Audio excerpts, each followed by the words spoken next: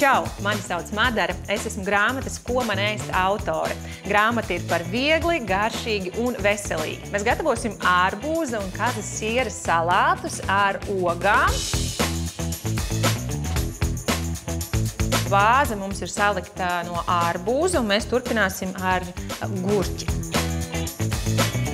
Man ļoti patīk krāsas. Mēs viņus mazliet arī tad pašķaidīsim ar riekstiem un ar sieru.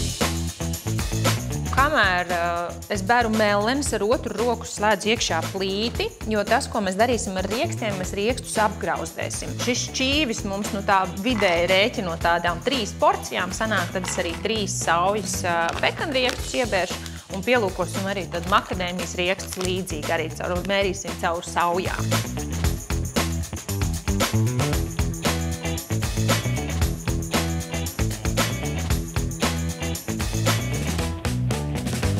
Tagad ballītei pievienojas vasaras zvaigzne, kuru mēs gaidām katru vasaru, un tā smarža, pat arī tad, kad tev nav tagad blakus piparmētra, bet es ticu, ka tu jau vari sajust to piparmētras smaržu, tāpēc var dzert ne tikai svaigas piparmētras tēju, bet arī piparmētru likt salātos.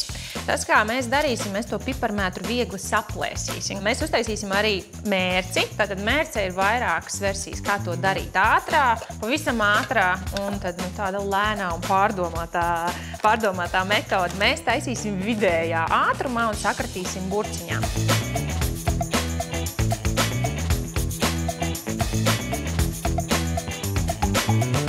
Mums nav jāizmanto virtuves tehnika, un mērcīte ir gatava.